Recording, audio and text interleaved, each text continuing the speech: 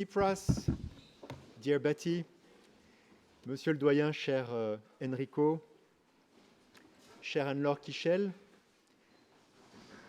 Mesdames et Messieurs les professeurs, cher Stéphane Guibaud, dear faculty, dear students, ladies and gentlemen, dear friends. It is a great honor to welcome you here to Sciences Po this evening, Mr. Prime Minister. And I would like first of all to thank you very warmly for taking a bit of your time on this Parisian visit to see our students and to interact with them during this lecture this evening. As you see, a great many of our students and faculty have chosen to register for this lecture, which has been much expected by all of us. So thank you very, very much indeed for being with us. You served as Prime Minister of Greece for more than 4 years, from 2015 to 2019. And as everyone here will remember, one of the many issues you had to deal with as Prime Minister was the one which we will have the good fortune of hearing you talk about in a few moments, the Greek sovereign debt crisis. The effects of the economic and financial crisis of 2008 are still being felt today in many European countries. But the crisis hit Greece, as we know, particularly hard. In 2009, faced with the state of Greece's public finances and the risk of sovereign default, then Prime Minister Georges Papandreou had no choice but to open negotiations with the country's three main donors, the so-called Troika, the IMF, the European Central Bank, and the European Commission. Severe austerity measures were put in place, and Greece succumbed to years of stark recession. The average wage fell by more than 20%. Greek GDP lost nearly a third of its value, and the unemployment rate rose above 25%. And it was in this context that in January 2015, your party, Prime Minister, Syriza, won the legislative elections and that you became Prime Minister.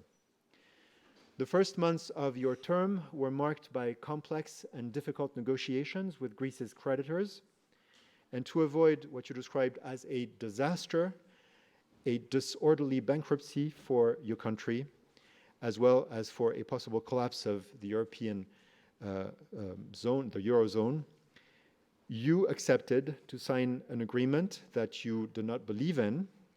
And for those who remember, the situation was particularly critical at the time, as due to insufficient liquidity, bank closures were paralyzing the Greek economy. The government debt crisis in Greece and the serious economic and financial consequences which it had and continues to have on the daily lives of Greek citizens illustrate just how critical the question of sovereign debt sustainability is for the management of a country's public affairs and government. And that is precisely the reason why we decided at Sciences Po to create a chair dedicated to the question of sovereign debts. The chair will bring together sovereign debt practitioners and renowned academics in economics, law, finance, history, international relations, and political science to rethink sovereign funding from a multidisciplinary perspective. Our intention is that through lectures, through symposia, teaching courses, research, and publications, it will become one of the places at Sciences Po. This chair will be one of the places where this subject is thought of in a critical and interesting fashion in France and in Europe. Prime Minister, I'm delighted that we were able to officially launch this chair today by welcoming you to this inaugural conference. It will be a pleasure and an honor to hear your first-hand account and analysis of one of the most serious public debt crises faced by a member state of the European Union and the Eurozone.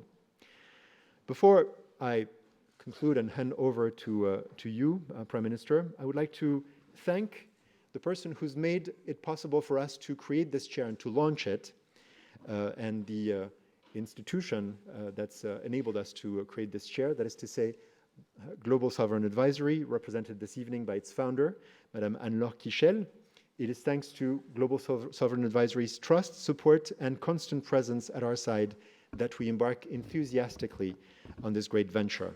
And Anne-Laure Kiechel will explain the reasons for her involvement and that of her firm in this initiative in a moment. I would like also to express my sincere thanks to all the staff who have worked hard to establish the chair.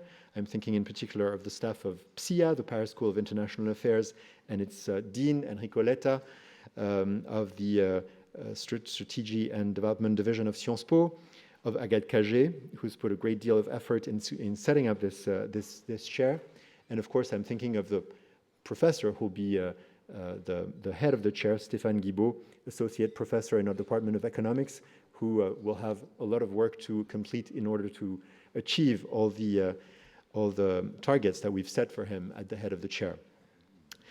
Before I conclude, I would like to add just one thought, which is not directly connected to tonight's talk. Prime Minister, you may not have seen it when you walked into Sciences Po a few minutes ago, but there's a huge sign on the facade of our building reminding us that two of our researchers, Madame Fariba Adelha and Monsieur Roland Marchal, are currently being detained for no known reason in Iran. They have been prisoners for close to 6 months, some 175 days to be exact. And of course, we're working tirelessly with the French authorities to try and make their situation a little more bearable and to try and hasten their freeing.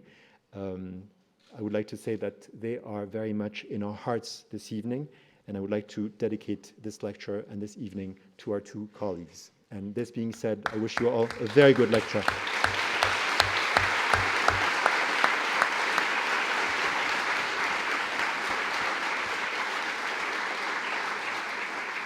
Thank you very much, Frédéric. I would like to ask Anne-Laure Kiechel to take the floor and to introduce our lecture today.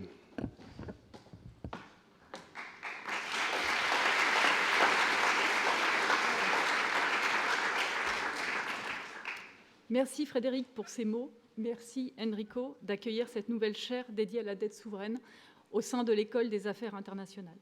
Merci Stéphane d'avoir accepté d'en prendre la direction scientifique. Merci à tous ceux qui se sont impliqués avec tant de cœur et de passion dans ce projet. Et bien sûr, merci à toi, camarade Aléxis, de nous faire l'honneur d'être parmi nous aujourd'hui et d'avoir accepté de partager quelques fragments d'une odyssée grecque moderne. Alors, une chaire sur la dette. Mais qu'est-ce que la dette ? L'Oxford English Dictionary nous donne 3 définitions possibles. La première, une somme due. La seconde, la situation du débiteur, en particulier celui qui ne peut pas payer. La troisième, un sentiment de gratitude pour une faveur ou un service rendu. La première définition semble tout à fait triviale, un chiffre comme un autre. Justement, parlons chiffres. L'ensemble de la dette mondiale devrait dépasser 230 trilliards d'euros cette année.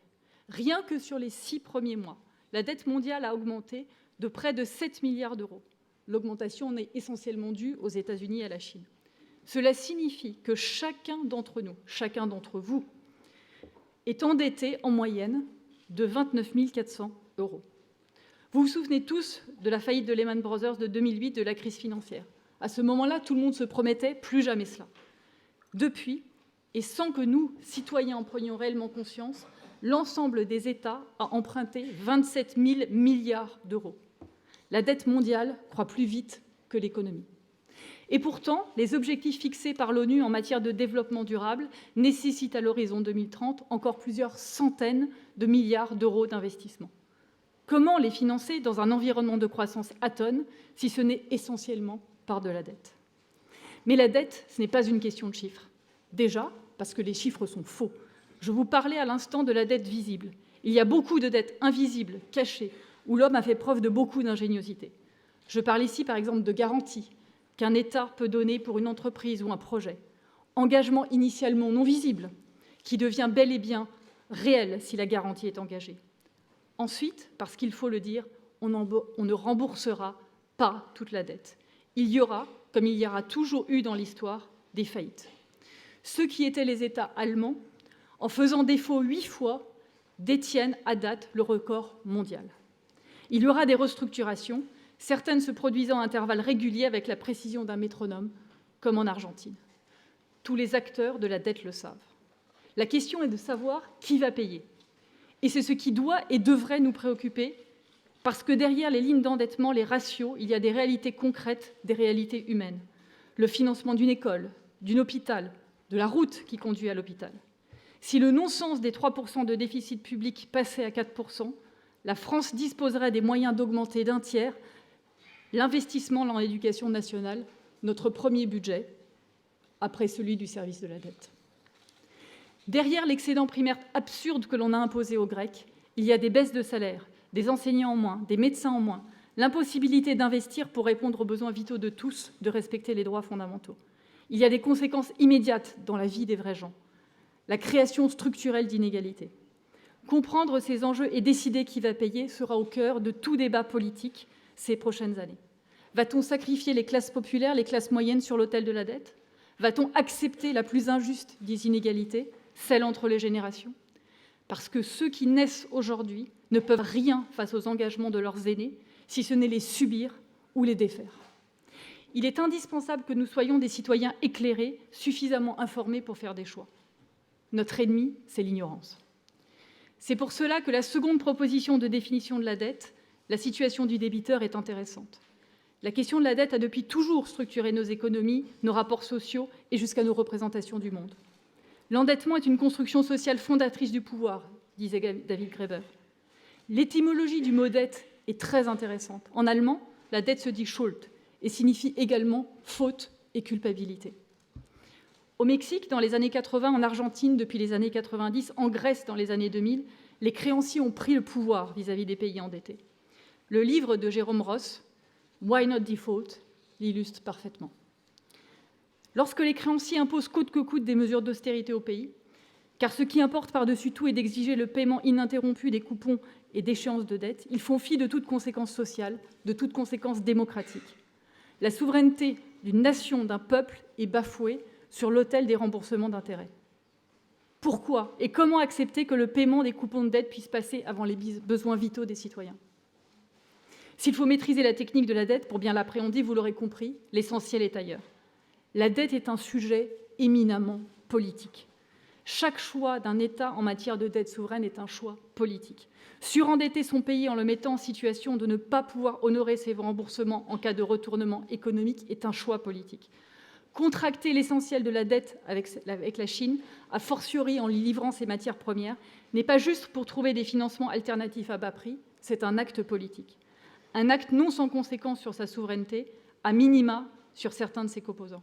Un choix politique dont les citoyens doivent être informés et qu'ils doivent valider en conscience dans les urnes. Savez-vous, et aussi absurde que cela puisse paraître, qu'il n'existe actuellement pas de moyen de savoir en temps réel qui sont les détenteurs de la dette d'un pays? On peut avoir des indications quant aux gros détenteurs, une information qui date de quelques semaines, de quelques mois, mais elle est imparfaite et certainement pas instantanée. On dit donc qu'actuellement, un chef de l'État, de n'importe quel pays, les États-Unis, la France, qui vous voulez, ne sait pas ici et maintenant qui détient précisément sa dette. Transposez cela dans le monde de l'entreprise, un PDG qui ignorerait l'identité de ses actionnaires, il serait à la merci de n'importe quel raid boursier et surtout, il serait viré. La création d'une chaire dédiée à ce sujet si important, la dette, s'imposait. Parce que c'est un sujet dont on parle sans en comprendre réellement les enjeux et comment il engage chacun d'entre nous, comment il peut brutalement changer nos vies. Imaginez-vous un instant être un retraité grec. On vous a amputé ces dernières années de presque la moitié de votre retraite, sans que vous ayez ni le choix, ni un mot à dire. La chaire s'imposait parce que parler de dette, c'est parler de souveraineté, c'est parler d'indépendance des nations. Qui vous donne des ressources? Qui a le pouvoir d'exiger quoi que ce soit en retour? Il importait d'y apporter une réponse française, européenne. J'espère que les enseignements de la chaire contribueront à vous nourrir et à vous armer intellectuellement pour comprendre les enjeux d'aujourd'hui et préparer les batailles de demain. Vous allez y apprendre à allier la théorie, la pratique, à travers des études de cas. Le premier sera consacré à la Grèce. Il va à l'implication de grands experts, d'académiques, de praticiens sur le sujet. Et au-delà, de celles et de ceux qui ont été des acteurs de cette page d'histoire. Certains sont là dans la salle. Avant de vous laisser tirer les leçons du cas grec avec Alexis Tsipras, je partage avec vous à l'heure des révoltes au Chili, en Équateur, au Liban, en Irak, un enseignement des civilisations mésopotamiennes à méditer. Si on souhaite éviter les explosions sociales, il faut savoir effacer les tablettes. Merci.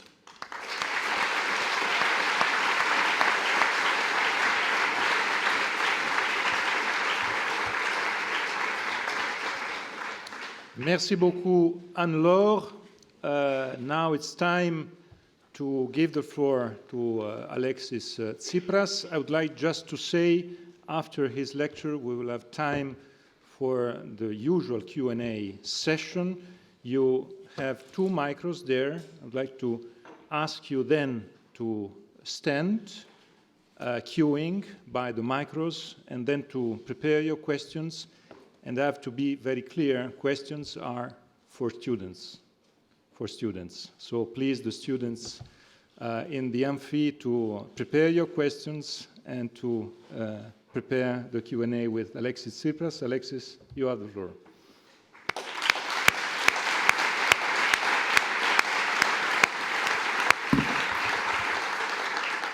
So thank you very much. I never believed how interesting could be a lecture, my lecture in your university. I'm seeing so many people here today, so this is very nice. So I would like warmly thank the hosts for the invitation, Enrico, Letta, Frédéric, Mion, and of course Anne-Laure, Kiechel, for today's invitation. And I think that this initiative is timely, and this is an extremely important program, not the initiative to create this new chair for the public debt. And this is important program not just for France and Europe, but also for the rest of the world, particularly given the common challenges raised by global sovereign debt. Yesterday I read on web that the estimation today for the global public debt is about 255 trillion euros. This is an amazing account. So I think that given the common challenges raised by global sovereign debts and policies that have been used until now by international institutions and states, it is very significant to know what is this in order to find a way to tackle. Let me start my speech for my experience, our experience in Greece. Let me start the speech, the lecture, whatever you want, for what we faced when we came to power after elections, January 25 of 2015. It was at a time that my country was at the height of an economic crisis that could either have been avoided, this is my opinion, or have had a much more manageable turnout. And I will try to explain why this crisis could have been avoided or have a much more manageable turnout. Greece faced a fiscal crisis that led to a major debt crisis and a major financial crisis due to its mismanagement before the crisis and during the crisis. And the experience of my country is especially interesting for 2 reasons. First, because Greece constituted a systemic risk to the euro and therefore to the stability of the European Union due to the large exposure of major German and French banks to Greek government bonds. Nevertheless, it had a very small share of the European and world GDP and correspondingly small share in the European or global sovereign debt. Second, because the case of Greece highlighted the major weaknesses of the Eurozone in managing systemic risks. As we all know, since the Eurozone does not move ahead to a deepening of monetary and banking integration, it lacks the tools that, for instance, Fed has in the US to deal with similar crises. Finally, because the Greek case clearly highlights the cynicism and political hypocrisy displayed within Greece, as well as on European level, at the expense of a country that was explicitly treated as a guinea pig.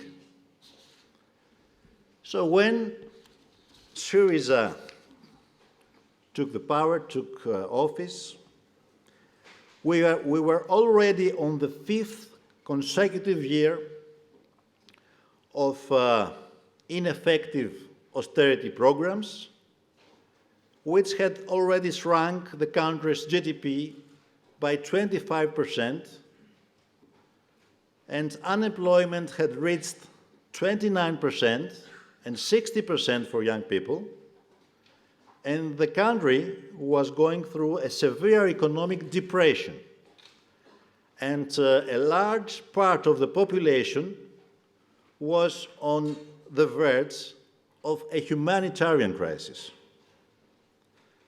Debt had risen from 124 prior to the bailout programs to about 184 after the implementation. And the 5th review of the second bailout program, which was supposed to have been completed 6 months earlier, had never begun. So it was absolutely clear that the first 2 fiscal policy programs, the first from May 2010 to March 2012, and the second from March 2012, had failed miserably. And most importantly, they failed not because they were not implemented properly, but precisely because they had been implemented. Their design had doomed them to failure. So the medicine chosen caused more harm to the patient than the disease itself. Allow me, however, to take a step back and elaborate on the disease before I will try to talk about the bad medication. So how we got to the crisis? At first reading, the cause of the great Greek recession of 2010 till 2014 were the soaring twin deficits in public finances and the external trade balance, exacerbated by the extremely low interest rates of the period following the country's accession to the euro. Nevertheless, a closer look reveals that the real causes of the crisis are more deeper and rooted in the structural pathologies of Greek capitalism and the way the Greek political system operated in the decades following the reinstatement of democracy in 1974, reaching a peak just before and immediately after the country's accession to the euro area. So the causes were high public spending coupled with poor public investments, lacking an export-oriented economy, an extended clientelist regime in place of an advanced and fair welfare state, very poor state revenues due to widespread of tax evasion and low taxation of high incomes, and the constant creation of public deficits without coherent economic recovery strategy, even at the times of strong growth. So it is these weaknesses of the economy that are responsible for inflating public debt to unsustainable levels. It is these weaknesses which led to the exclusion of the country from international markets at 2010, and after that to the financial collapse. These causes and devastating effects of Greece's inflated debt had been recognized and highlighted politically by the Greek left for a long time.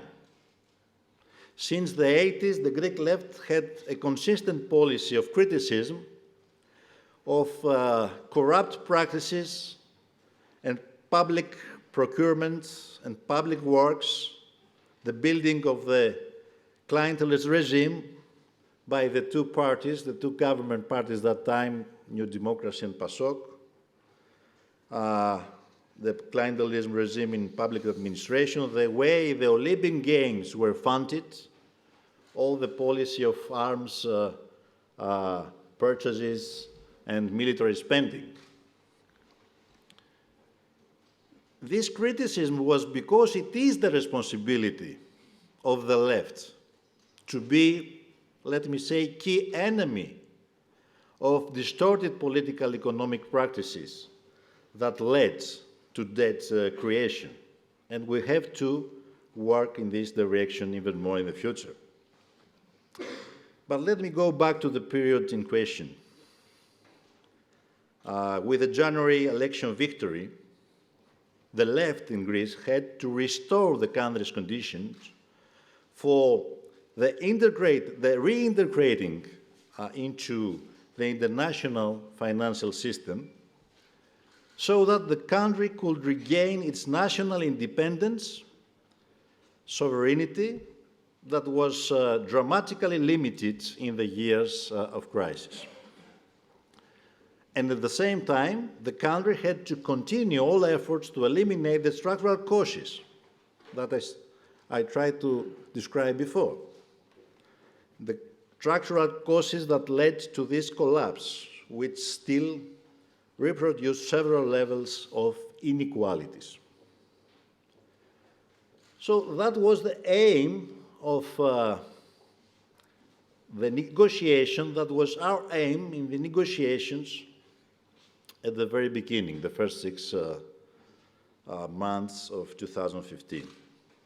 We wanted to reach an honest deal, an honest agreement for a mild fiscal consolidation pact accompanied by the implementation of a plan of radical structural measures to tackle the real structural causes of debt creation. And at the same time, we wanted a more long-term radical solution to deal with public debt. Either in line with the daring solution that the international community generously offered to Germany. We have not to forget that in 1953, or at least through a serious restructuring that would have to come before the fiscal adjustment in order to make it credible and effective. Unfortunately, we were confronted by a wall of conservative and obsessively single-minded European political forces. And at the same time, we confronted the immoral stance of the fund, IMF, that was playing political games instead of having a technocratic approach. So we exhausted all margin of negotiation, and finally we came to an agreement that contained several, but not all of our goals. So we did win a milder fiscal adjustment. We did win the protection of collective bargaining procedures, for instance, but not an advanced debt relief settlement.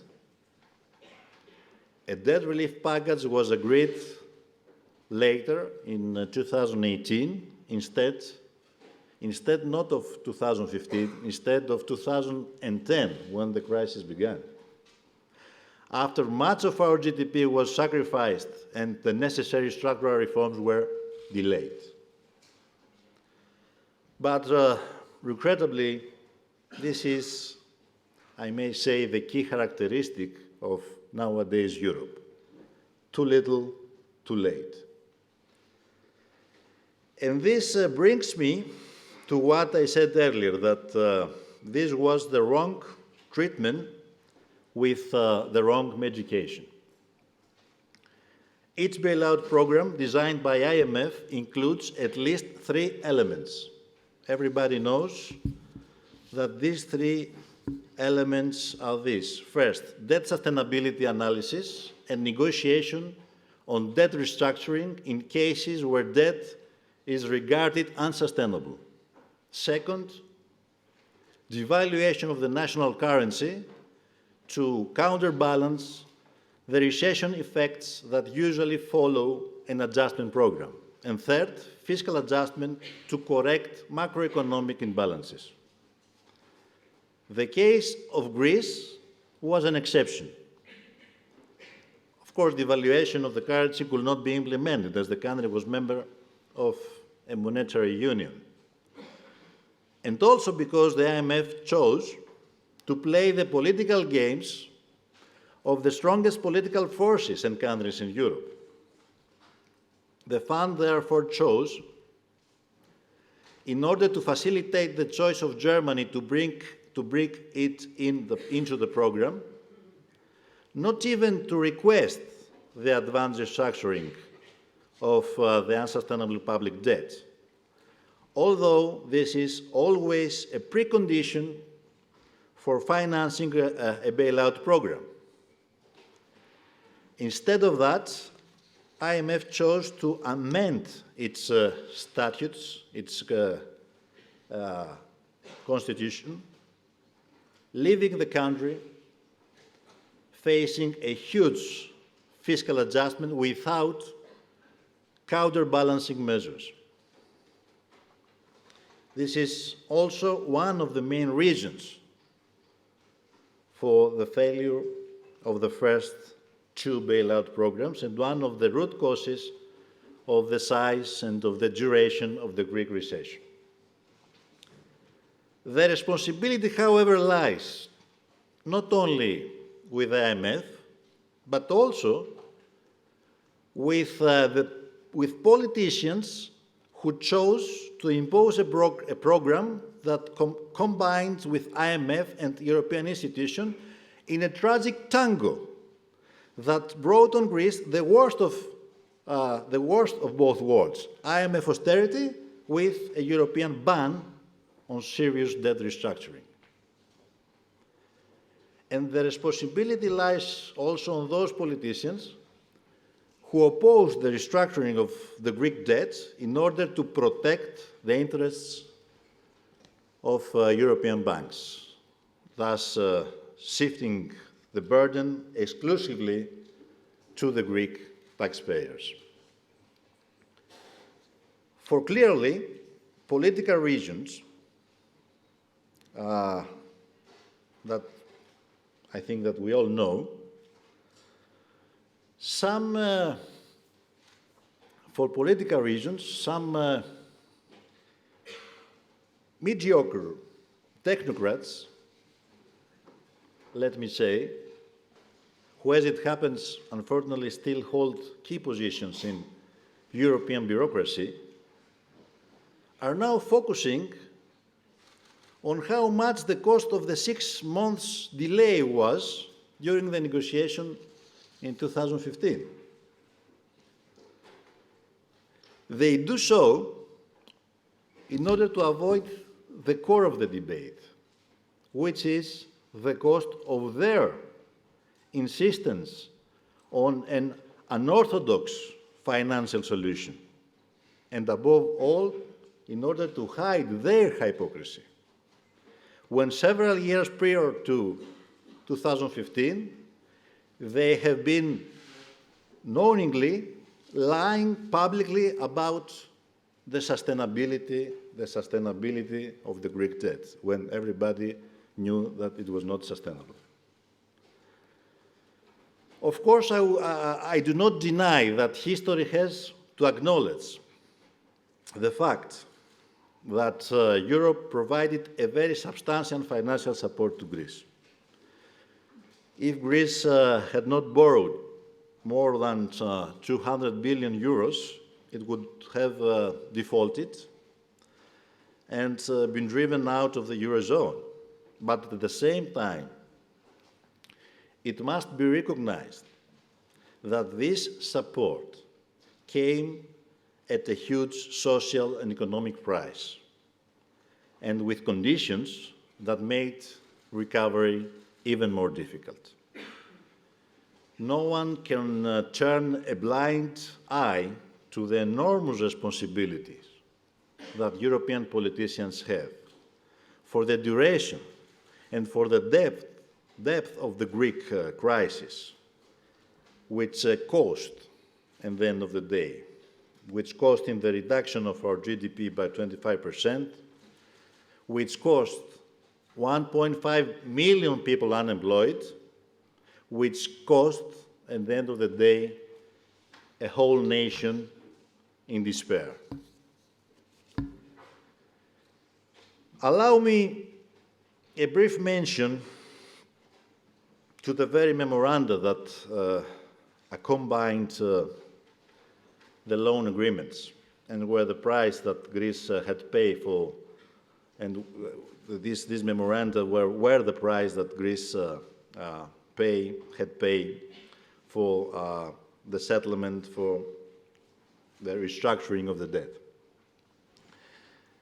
Let me, from the start, say the following, which I think is very clear. The restructuring of the debt, loans to Greece, and economic programs are not three independent elements of the adjustment program that are disconnected.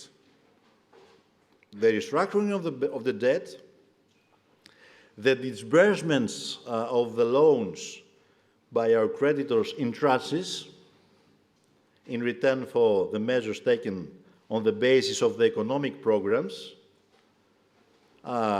constitutes a unified mechanism, constitutes a technology of discipline, let me say. The message was clear and consistent by the institutions. If you do not implement a tough neoliberal policy, we will let you go bankrupt. You will have to do, as we say, in terms of both output and methods, or you will have to fend for yourselves. I focus on this, on 3 points that are the most problematic in the policies of the economic programs. First is the internal devaluation itself, which is the hard core of the first 2 bailout programs. Second is the obsessiveness of the representatives of the creditors on secondary issues, not in structural reforms necessary structural reforms from the country, but secondary issues that left the structural weaknesses of the Greek economy intact. And third, the excessive and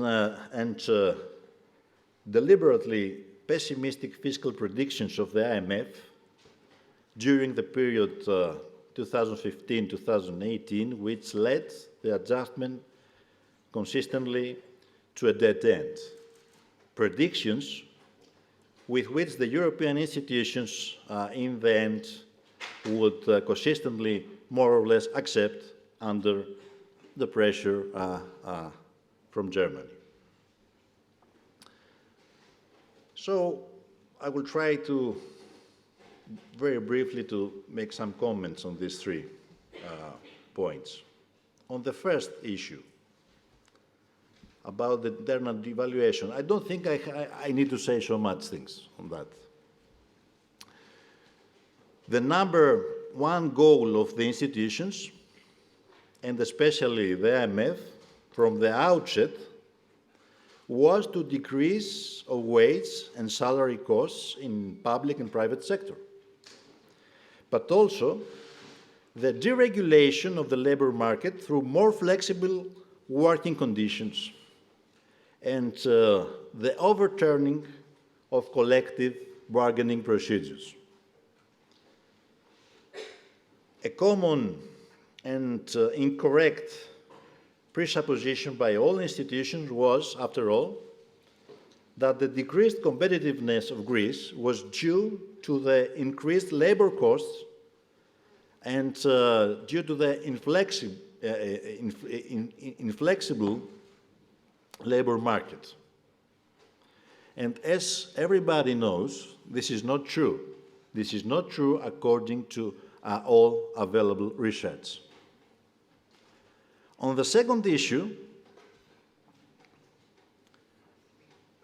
about the obsessiveness of the representatives of the creditors, probably I could come back later, but I will only want to say that instead of the institutions using their experience and using their authority to help correct the structural weaknesses of Greece, of Greek public administration especially, and to help and correct the structural weaknesses of the economy, they worked simply to transmit and impose the will, I will say it clearly, the will of vested interests.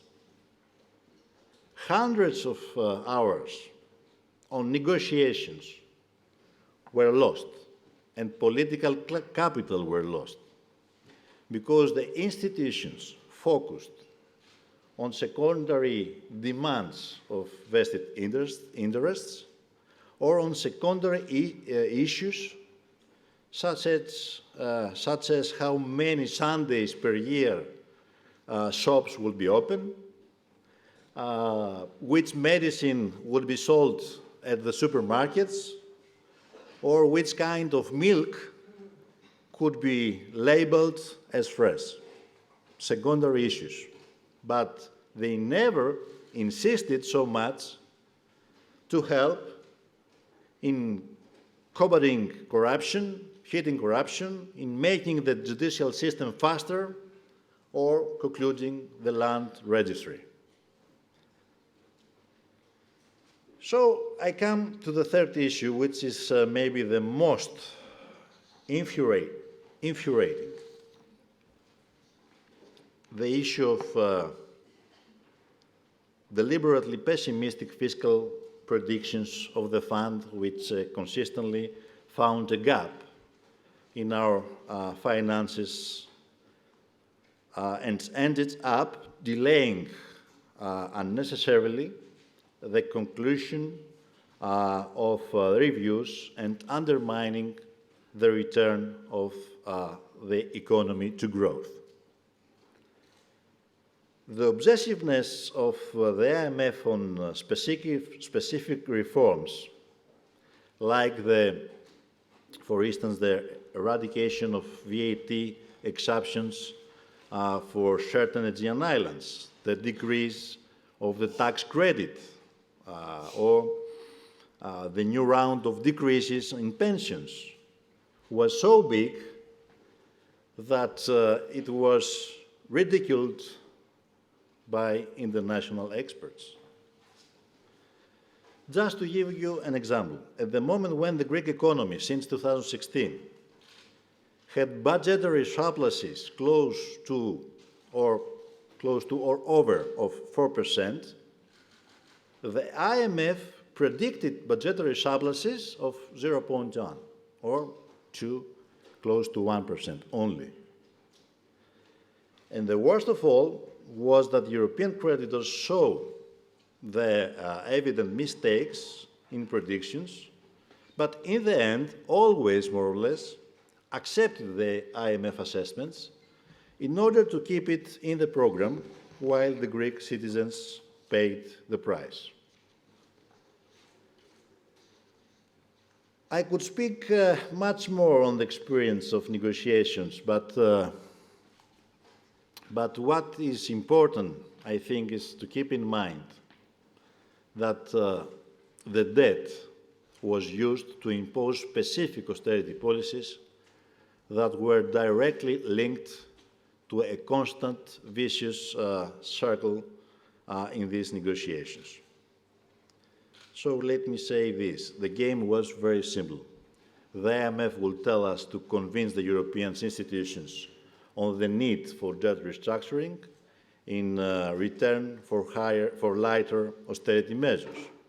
At the same time, the European institutions will respond that no debt restructuring was possible, and we had to convince the IMF why lighter austerity measures were possible.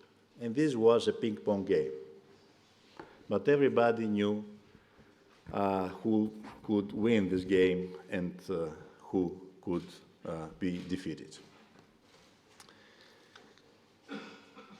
Of course, in the end, after great efforts by the government and great sacrifices by the Greek people, at last an agreement on restructuring of the debt was reached. So I could say that after this agreement on the restructuring of the debt in June 2018, Greek debt now is sustainable on the basis of some clear and specific economic presuppositions.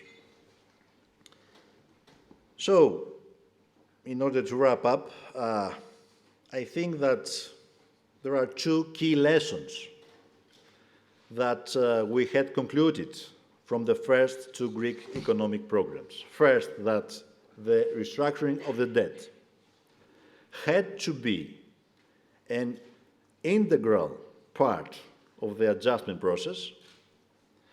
And secondly, that the restructuring had to be feasible without conditionalities in order to be credible.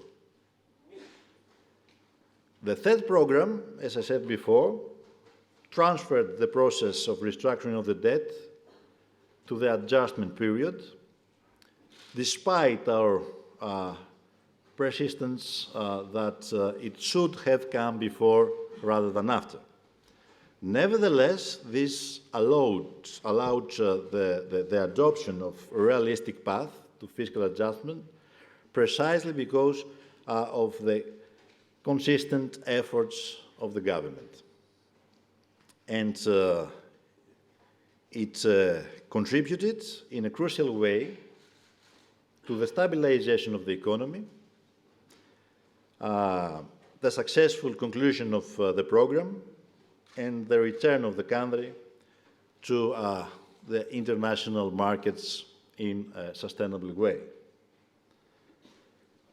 Even under specific economic presuppositions, it is predicted that the gross fiscal needs of the country will not be over 15% of GDP in 40 years, while the risk from a worsening of interest rates in the medium term is small, since to a great extent the debt has stable interest rates and a long average maturity.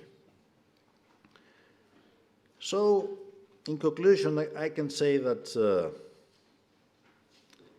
ensuring the sustainability of Greece's sovereign debt was one of the most important successes of my government, of the Syriza government. This is what I believe. But I want to underline that the challenge of sovereign debt is clearly not over. Not for Greece, for Europe is not over.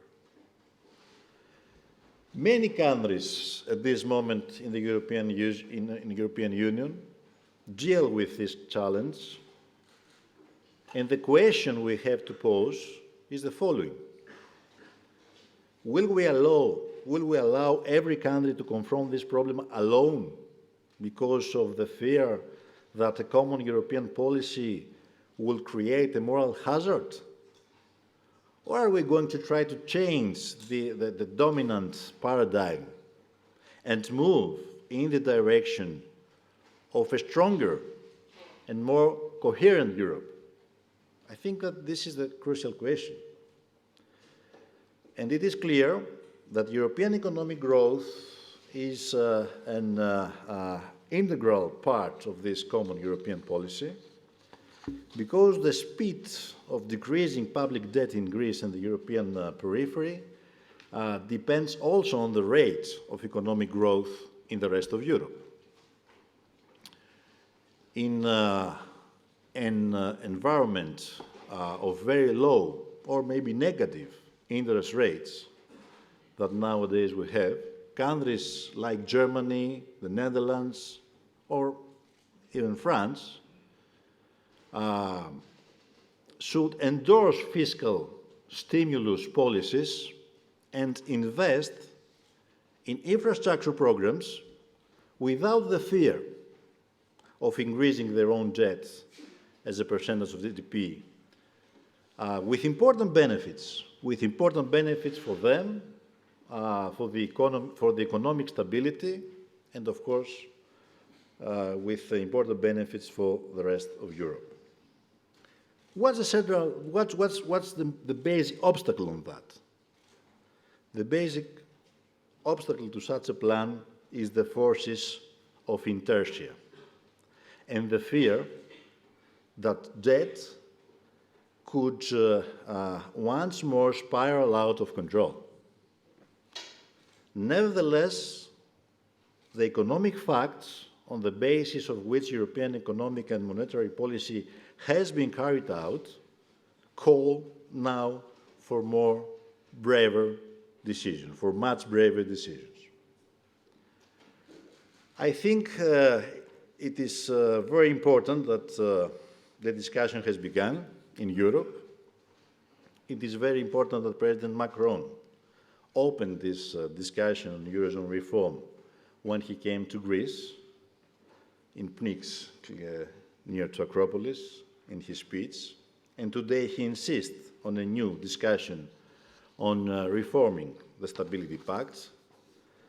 It is also important that even Olaf Scholz has opened again the discussion on the joint European deposit insurance.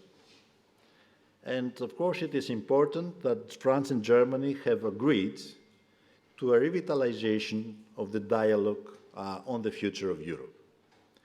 But the question still remains.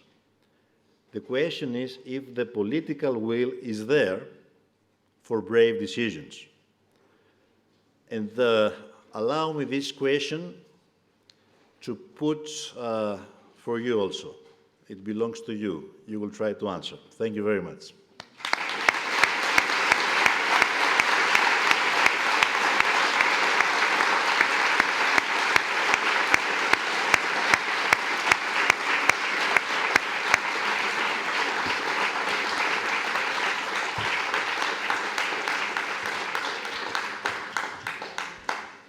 Thank you so much. Now we have the opportunity to open the Q&A session.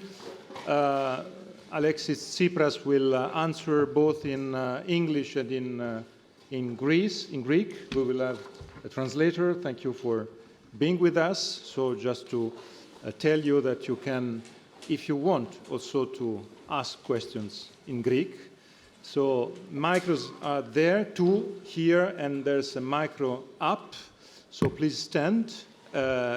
Before the beginning of your questions, I would like to start, Alexis, maybe with one general question related to today's decisions in Strasbourg. Strasbourg today was the place where the European Parliament gave the confidence vote to Ursula von der Leyen. The result was bigger than the expectations were, 461 on 707. And Ursula von der Leyen, in an unexpected way, I have to say, took a vote that was bigger than even Juncker and Barroso first and Barroso second had at the beginning. I say unexpected because Ursula von der Leyen had a very bad score on the first vote in July. She was really very close to the bar. So at the same time, you criticized in your speech the IMF and what the IMF did. November the 1st, the big boss of the IMF of the period in which you worked with the IMF became president of the ECB. So my point is that what you expect from this legislature, from this European legislature, what you expect from these leaderships, what you expect on the big topic you mentioned, banking union, you mentioned some reform, what you expect, for instance, coming from your experience, how to improve, how to change the ESM, for instance, the European Stability Mechanism that under the leadership of Klaus Reging played a crucial role in all the Greek crisis and not only the Greek crisis. So what is your general view? What are your expectations? Are you optimistic or pessimistic today after this Strasbourg decision with all the topics that you mentioned and with this new team that is today in charge in Brussels? Enrico, I don't know if we have to be optimistic or pessimistic. But whatever I said was absolutely the truth of what happened during the difficult negotiations for Greece. And I think that the main message that I wanted to bring to you was that it was not a technocratically difficult issue only, it was. But the main mistakes were political mistakes. There were political games on the Greek case. And unfortunately, technocratical institutions played these games. Of course, this is not a responsibility that belongs only to the leader of the institution.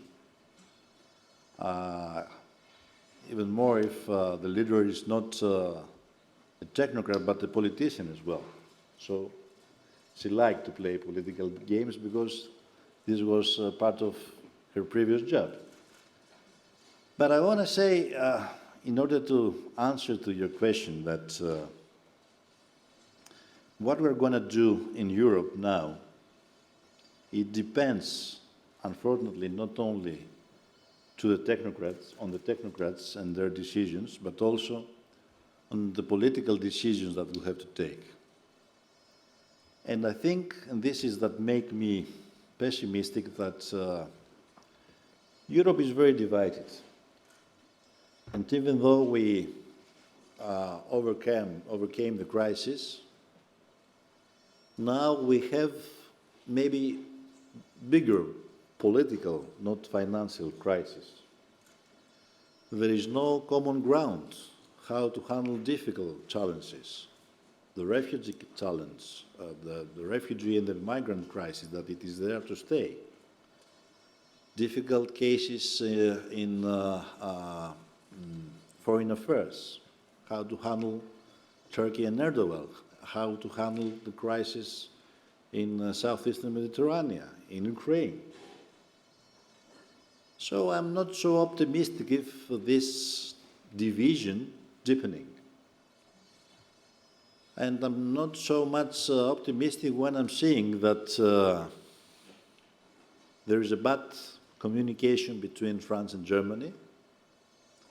And in Germany now, I think that maybe it's in the weaker position than ever, not because, after all, we can recognize that the weak link of the European economy is not Greece, the Greek economy, and the southern economies, but it's Germany itself. With these enormous surpluses that they're very dogmatic and they do not want to spend money, and this is a problem not only for the German society and the German people, but also for Europe as well. So I think that ECB has to continue in this brave, let's say, brave decisions for quantitative easing. But this needs very sensitive handle in the board of the bank. So it needs both political capacities, but technocratical capacities as well. So I don't want to say more about that. I can only wish to the new governor, to Christine, to have a success. But I think that without brave decisions, it's difficult to have a success, especially in these circumstances. Thank you. So, please introduce yourself. Good evening, sir. Thank you for being here. My name is Hugo Dietrich. I'm from exchange student from Argentina. Argentina? Yeah, so as you can guess, this is a big issue for me and for all of my country. And it's a big discussion. We've asked for the biggest loan in the IMF history very recently, and there are people that say that there was not a way out, there was the only option, and other people saying, no, there's always an option. And the fact is that a lot of this big loan, we then use it to pay debts from the past, so it's like a vicious circle that seems to never end. What's your intake of this? What advice can you give us? How do we get out of this mess? Thank you. So you are becoming a sort of Anne-Laure, an advisor. Please. Καλησπέρα σας, κύριε Τσίπρα. Αν είσαι εντάξει, θα τα κάνω στα αγγλικά. So my name is Alexander. I wanted to ask you about the structures of the Greek economy and especially the rent that, because the country relies a lot on tourism and real estate, and is now more and more subject to foreign influence in terms of investment, especially from China. And I would like to know how you see how could the Greek economy diversify and be more sustainable and autonomous regarding foreign influence and the rent from tourism, and also how you see the future of the energy policy of Greece, especially in terms of renewables and decarbonization, and the future of gas fields that might be exploited in southern Crete, I think, or in Cyprus. Thank you very much. So could you repeat the questions, because it was more than there too many questions, so please. So, sorry. The first was...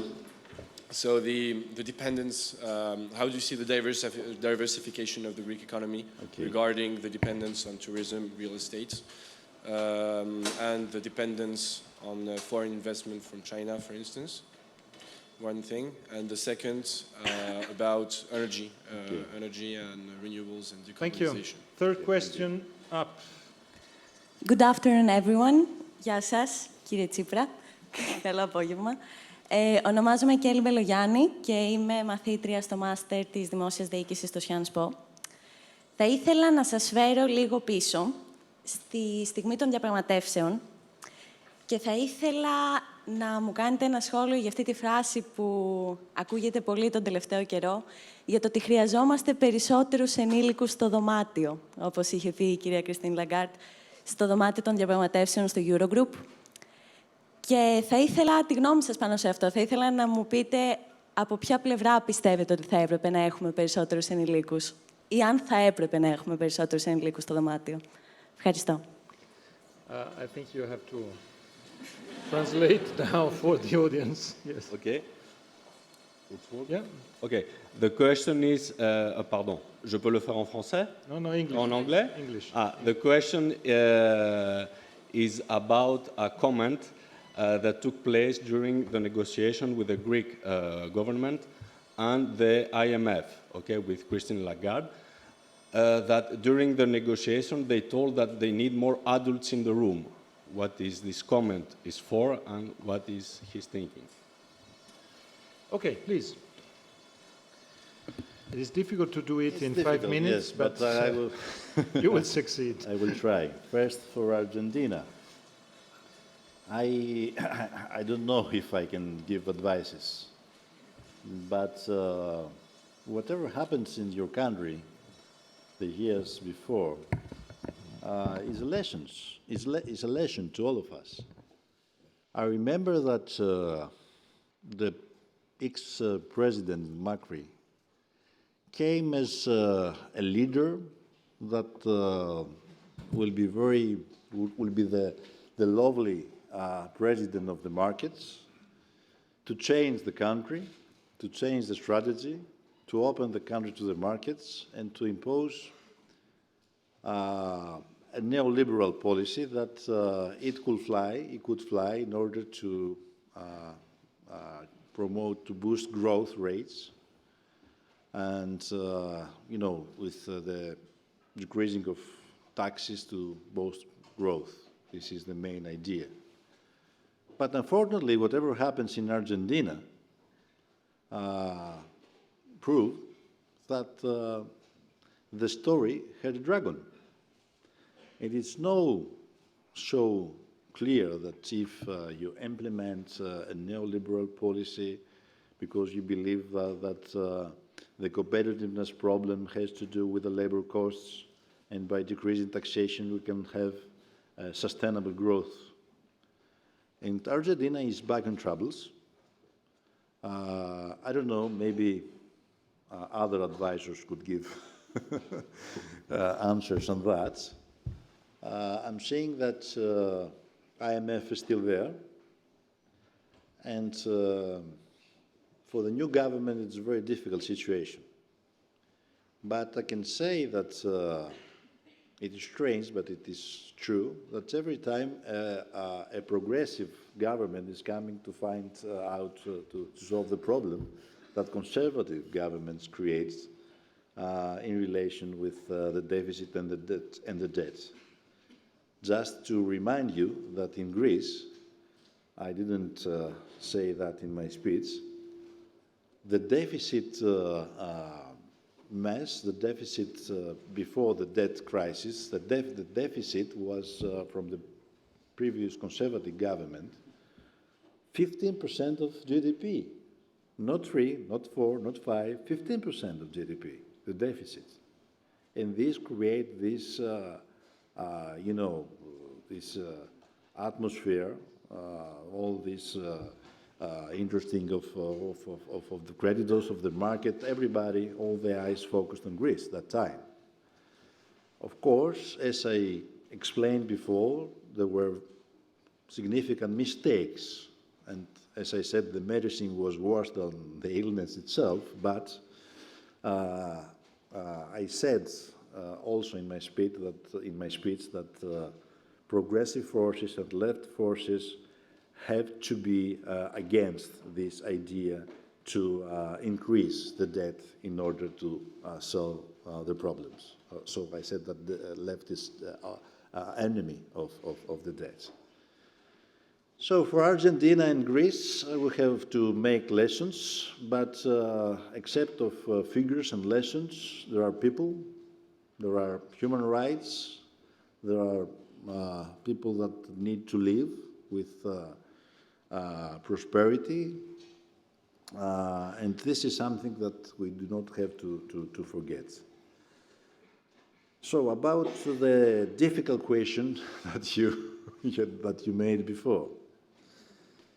Greece is an economy that based a lot on tourism.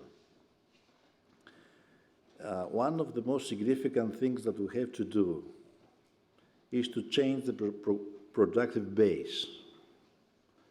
For the first time, we tried to make a growth plan, national growth plan, holistic growth plan. And of course, we have to decrease the dependence of tourism and real estate, and to focus in innovation, startup companies, to take advantage of our significant human capital. And of course, we have to focus in renewable, in renewable energy, and to try to find a way in order to increase the percentage of renewable energy. We have to try to find a way to invest in education and research, so this means that we have to increase the budget for education and research in order to stop the brain drain, which is one of the most significant problems that we're facing. I know that it's very difficult to have people, high-educated people that studying and living abroad back, but at least we could decrease this drain. And of course, you mentioned, you said about diversification of energy routes and ecology, and the climate change, I suppose.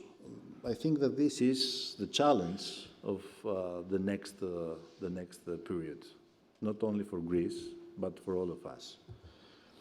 And the challenge is how we could cut difficult but necessary goals, at the same time having social cohesion. Because the most important thing, I believe that nobody could disagree with the necessarily measures that we have to take in order to tackle the climate change. Everybody would agree on that. But one of the most important issues that we have to discuss is the fair transition, and how we could find a way in order regions, all regions, in Greece, for instance, the West Macedonia, in North Greece, that focused on lignite, and not to be in poverty or in a recession situation like the whole country a few years ago. And about China, the only I had to say is that every investment is welcome if the investors are there to implement the rules and the legislation of the country. So the Chinese investment in Piraeus is a crucial investment for Greek economy. It was in a time that nobody else was there to invest, so we had to welcome this investment, but with a precondition that the rules of the state, the labor law, the fees and so on, will be implemented. Till now, I think that this investment is in a good track for the economy and for the region. And what was the last? The last question was in Greek, about the adults in the room. I don't know if you have seen the film, but I think that life is more complicated than a book or than a film. So it is true that this phrase, it is true that was said by Christine Lagarde at a difficult moment of the negotiations. But I have to say that other phrases, even more radical, have said by the other side. So I think that it's crucial to understand that Europe and the history of Europe is a history of conflicts and compromises. Conflicts and compromises. I think that this was maybe one of the most difficult conflicts and one of the compromises that, at the end of the day, was not a win-win compromise. But in the contrary, both sides lost. And I think that if we lost whatever I described in my speech, crucial time for necessary reforms, we lost 25% of our GDP, we lost 1.5 million of people in unemployment, the other side lost credibility and lost in ethical base. I think that this history of conflicts and compromises is not a history that somebody wants to impose with its power to the other, but to try to find common ground for the common benefits. And I think that the way that our creditors handle Greece, a small country that time, was not a way that we have to be proud about as Europeans, not as Greeks. This is my answer. Thank you. Then. It's Yeah, it's working. Yeah, good evening and kalispera. My name is Anna and I'm a student in International Public Management here. So last year I wrote my BA thesis on the economic adjustment programs for Greece. And now my question would be, do you see a part of correlation between the economic adjustment programs for Greece and geopolitical security for the EU, in terms that the funds were sent during these 10 years because of the geopolitical interest, like partly, if we will take in consideration the migration crisis and the importance of the energy routes? Thank you. Thank you. When you're from? Where are you from Ukraine. Ukraine, Yes. perfect. Thank you very much. I'm Patrick, visiting PhD at the Centre d'études européennes. I'm from the Villain State from Germany. And my interpretation of the crisis is similar to the interpretation of Kostas Lepavitsas. And also you mentioned it with Germany as the biggest problem. So I'm just wondering if it ever crossed your mind to try to build an alliance, a political alliance with other southern European states, to which you might have drawn in France eventually, because the economy also suffers quite a lot from German hyper-competitiveness, and if so, why didn't you pull it through? Thank you. Third question. Yeah. Καλησπέρα κύριε Πρόεδρε, καλώς ήρθατε. I would like to, that's perfect timing, because I would like to take the chance talking about political alliances. Last year, this year, just a month before the European elections, Evklidis Tsakalotos was here and gave a lecture as well, again hosted by Enrico Letta. And he pointed to the fact that for now, the discussion about the debt in the Greek debt is settled, but it will come along again after 10 or 50 years, and at that moment, it will come along in a discussion about the Italian debt as well, about debt in other European countries. And since we've been saying that the current government has based its whole financial project around very high level of growth, very high percentage of expected growth, and this has already been disproven by itself.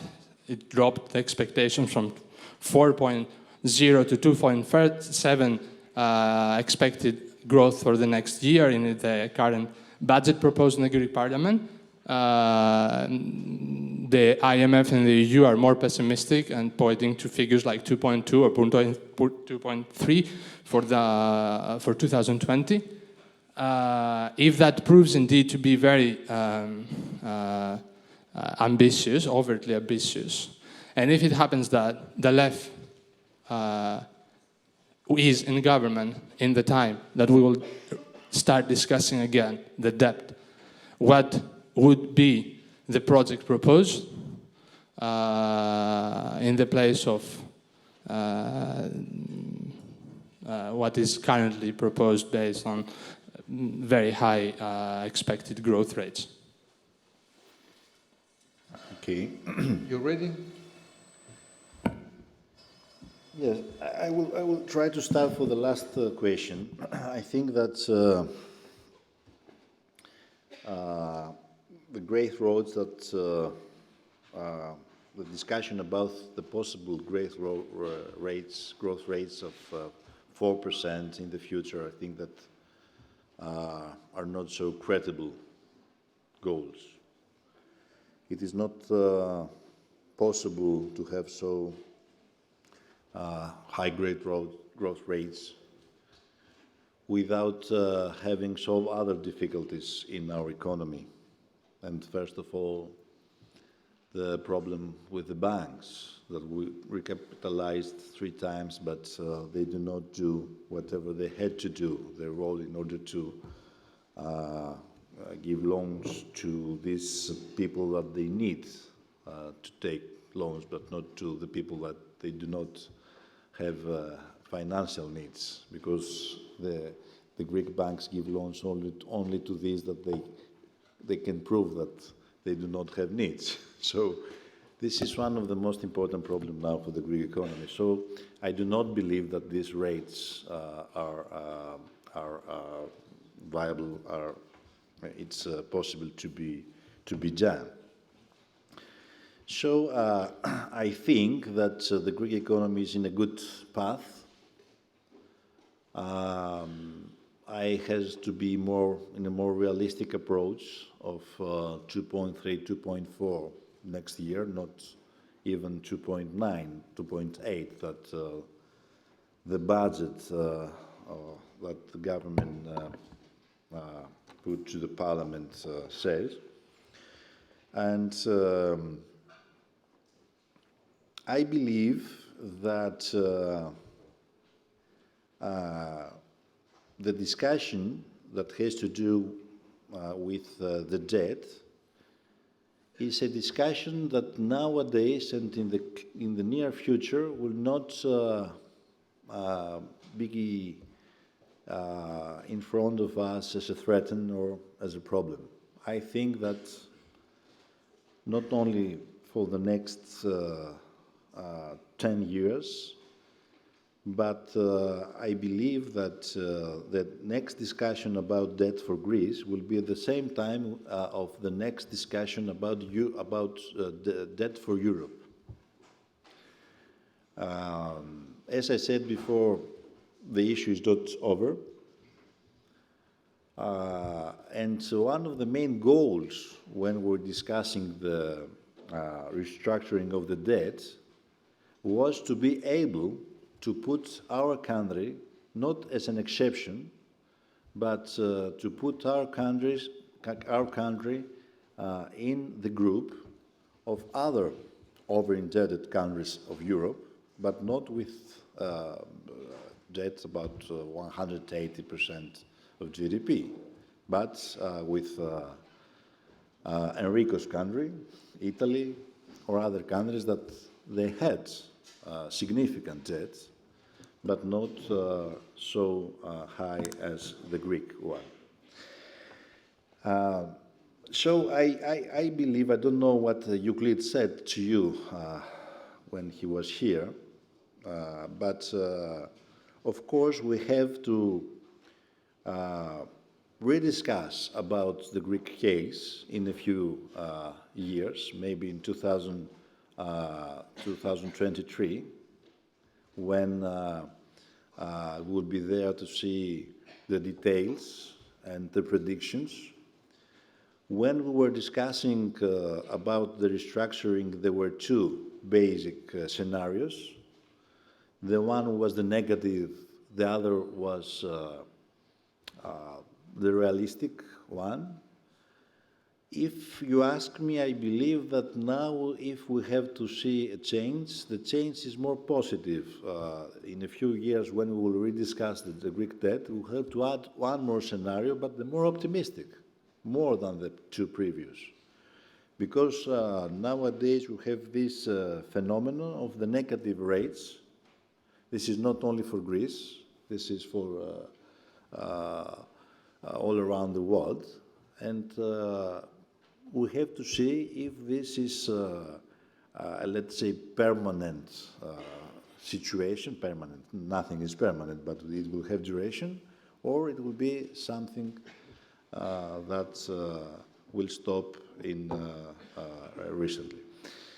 So my answer on your question is that the Greek debt, it's still huge, but the restructuring that we did is fair enough in order not to be involved in this discussion in the near future. The discussion about the European debt is there, and I believe that Greece will be part of this broader discussion when the time will come. So it was a question about the alliances in the European level. I have to remind you that we made a kind of alliance group with the Med-7. The Mediterranean countries, the southern countries, the southern European countries, not a permanent alliance like the Visegrad, but it was a forum of discussion, and why not to focus in common demands in order to put burden on them. But I think that the crucial question now is if the leadership of European Union is ready enough to take brave decisions for the EU as a whole. And I think that the discussion that started with these very ambitious proposals about the backstop, the banking union, and about the transformation of ESM as a European monetary fund is a crucial discussion. And we have to focus on this discussion and to put our burden on it, taking lessons of what happened before to Greece and even to other countries. Because I think that without convergence and social cohesion, it's difficult to create a successful process for the European Union. The other question was about the refugee crisis and geopolitics. Of course, it's part of a broader geopolitical game. But at the same time, it is a real challenge that we have to face. it is a part of a broader geopolitical game because of the way that Erdogan is handling the issue. But, and because, of course, of Syria war, the situation in Syria and the situation in Libya. We do not have to forget why these refugees are coming to Europe. But at the same time, we have to realize that the problem is there to stay, not only because these inequalities in the global level are increasing rapidly, not because of this strange geopolitical strategy of US, for instance, on Russia, but also because there is a real problem that the third world is growing up demographically. Africa, for instance, is a continent that the average of the population is the age average of the population is very low, and Europe, in the contrary, is a continent, and the age average of the population is very high.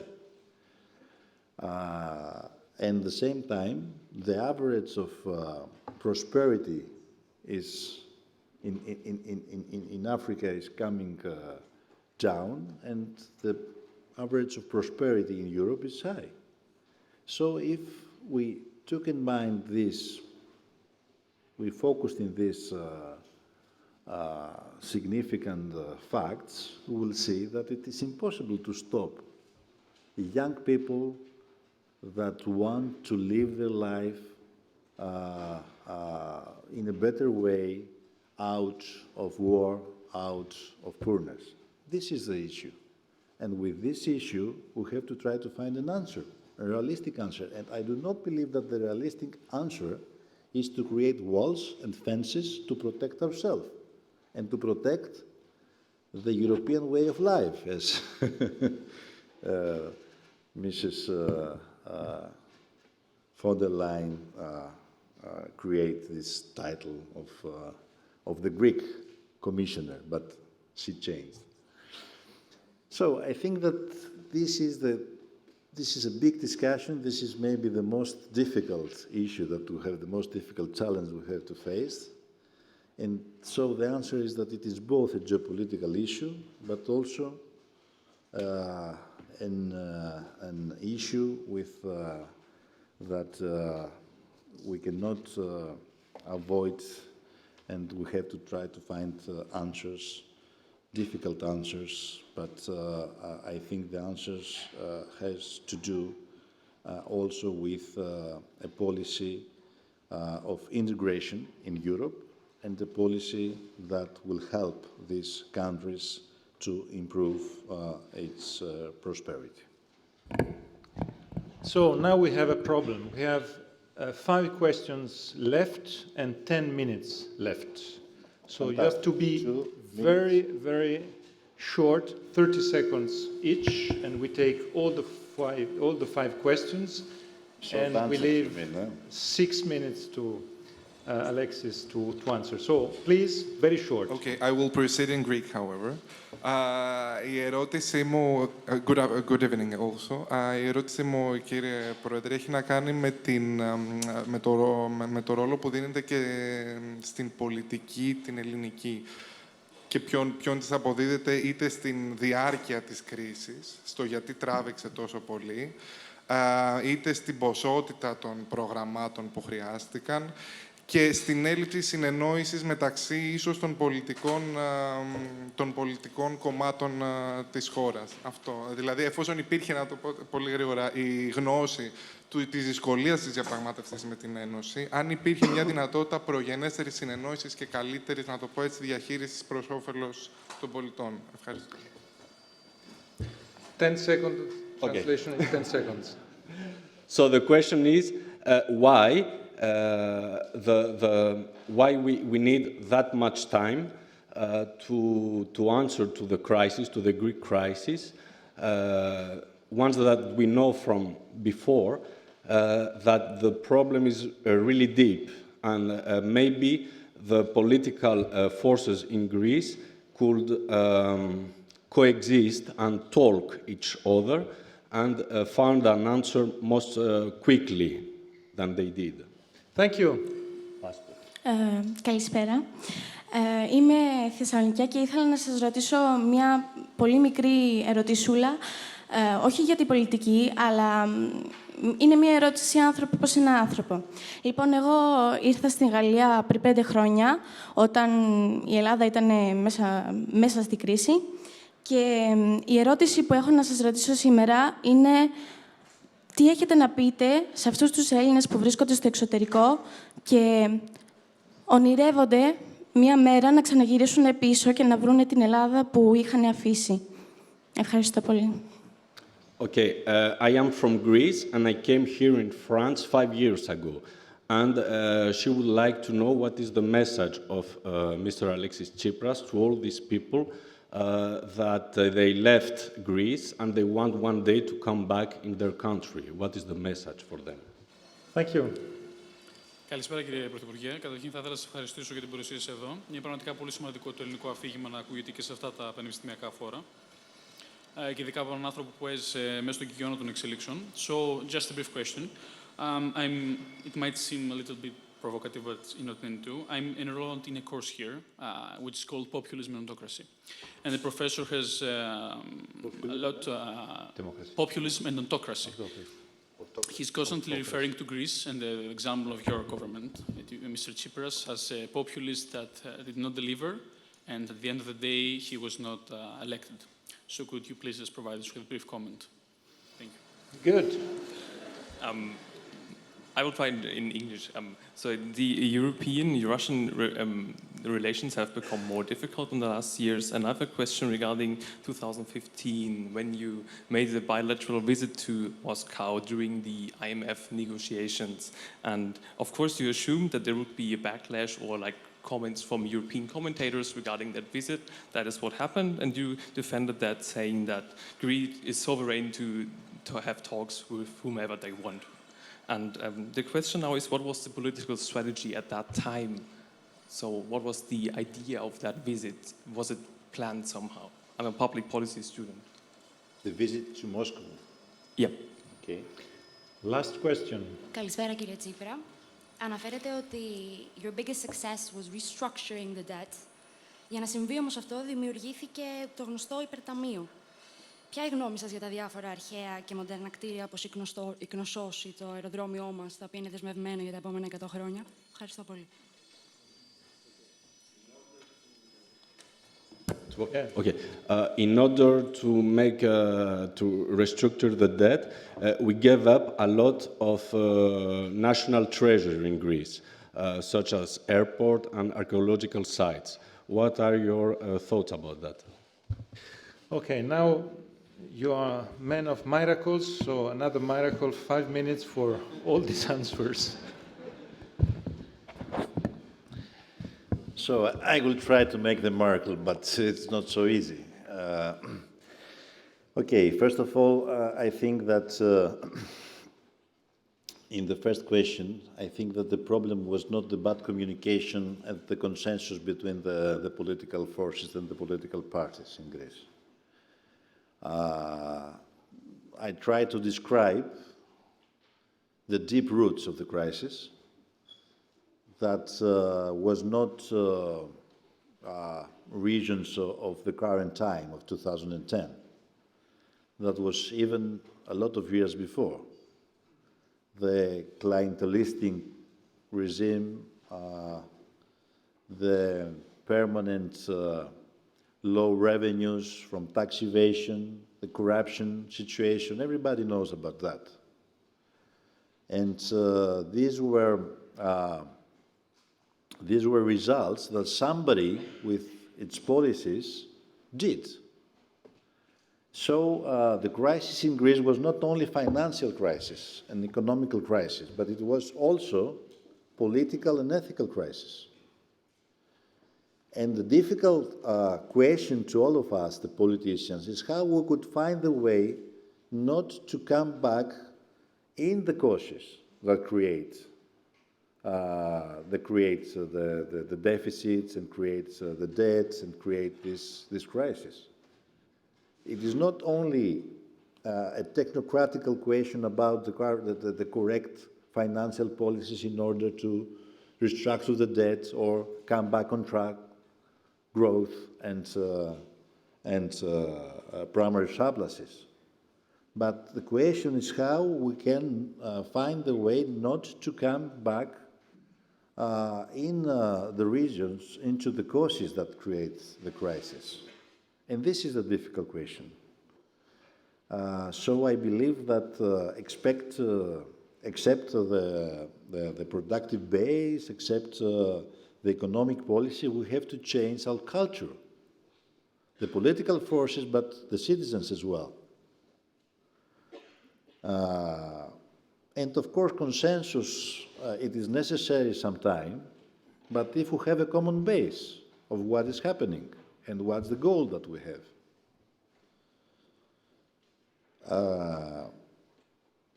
In the other question from the girl from Thessaloniki, as a politician, I have to answer that yes, there is a goal that you have to come back, and I have the way how to come back. But this is not true.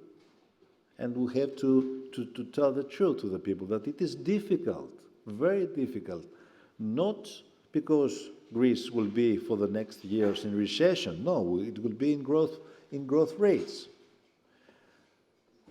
And also, I believe we managed to decrease unemployment 10%. This was most important miracle than to answer the questions in 5 minutes. But it will be difficult for somebody that managed to have a way of life in quality and an income more than 600 euros per month. 650 was the minimum wage that we did. It was for the young people less than 540. Something about that. It was not the minimum. For the young people, it was less than the minimum. So I think that the issue for us. So why these people will not like to come back? Not because they do not want to come back, but because they are feeling that probably in France, in Germany, I don't know where, they will have a better quality of life. But what we have to do is to stop this brain drain, and what we have to do is to create step by step the conditions in order to be able in a few years, this is not something that will take place tomorrow, but in a few years, to have the right of decision, to choice. To choice means that also in Greece you will have a decent job. This is the issue for us. And this means that we have to change a lot of things, not only policies, but also culture and the way that we are building our political system and the way that we are building our economy and so on. The other question was about Moscow and about the funds that in fund we put everything, Acropolis as well and so on. And this is a problem that we are facing not only in Greece but all around, the fake news. The fake news said that I went to Moscow in order to take 300 billions from Putin in order to regain our independence. And why I didn't do that? Because in Moscow there were no there were damages in printers and they could not print drachmas. This was of course there was not even in our thoughts a scenario like that. Of Of course, it was one of the, I went 2 times there, and Enrico had gone there to Moscow as Prime Minister of Italy, because, of course, Russia is an interesting country, even though with difficulties sometimes, but it's a country that we have to have relations. So our goal for the first time was not to have an exit from Euro and Eurozone, from European Union, but our goal is to have a honest agreement in the Eurozone, in the European Union.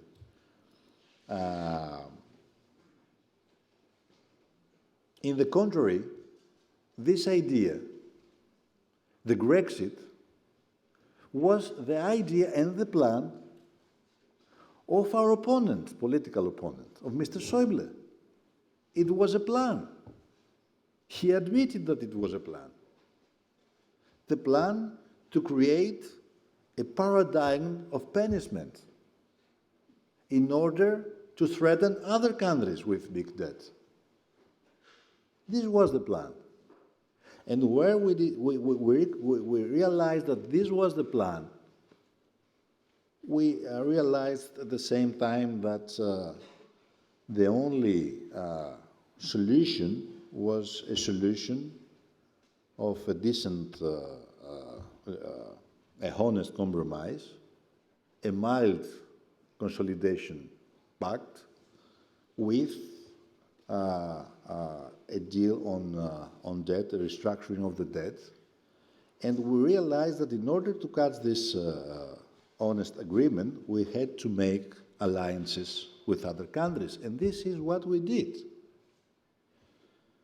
And maybe one of the problems during the tough negotiations with the behavior of the ex-Greek Minister of Finance was absolutely that. At a time that we wanted to build bridges in order to make alliances, he burned the bridges. This was the problem, not his behavior and his style. It was not this the problem. And the last question about populism. This is the most interesting question about populism. So, at the very beginning, that Syria was growing up, Enrico was the only one prime minister that invited me in his office when he was prime minister. And I remember that everybody at that time saw Syria as threatened for Europe, the threat of Europe. Why? Because we wanted and we still want to change Europe, not to destroy Europe, but to change Europe. And nowadays, everybody recognizes that the threat of Europe is not these forces from the left that want to change Europe, that wanted to fight for the rights of its people, wanted to fight against the inequalities, for more democracy. But these forces that wanted to fight in order to destroy Europe, these forces that wanted to fight in order to destroy democracy itself, and they don't care so much about inequalities. I'm speaking about the extreme right populists. And this is the threat of Europe, not the left. The threat of Europe here in France is Le Pen, in Enrico's country is Salvini, in our country was Golden Dawn, and the common and the comrades of the people, the politicians that have the same ideas of Golden Dawn that now, unfortunately, belongs to the parliamentary group of New Democracy. This is the problem. So it is not populism to try to fight for the rights of your people, but it is populism to accuse your political opponent as a traitor when he's trying to make an agreement in order to promote peace and stability in the region. This is what we did with North Macedonia. And I want to put a question to you in the conclusion. What is, at the end of the day, populism? It is populism to say that this is a trading agreement, that this is an agreement that betrayed our sovereign, our patriotic feelings, and when we come to the power, to say that we will honor this agreement and that we will implement this agreement? Or populism is to fight for the rights of your people, and when we're seeing that these rights are in danger, to change mind in order to protect the vulnerables. This is what we did when we were in difficult circumstances during the tough negotiations. So this is a question for you to answer. Thank you very much.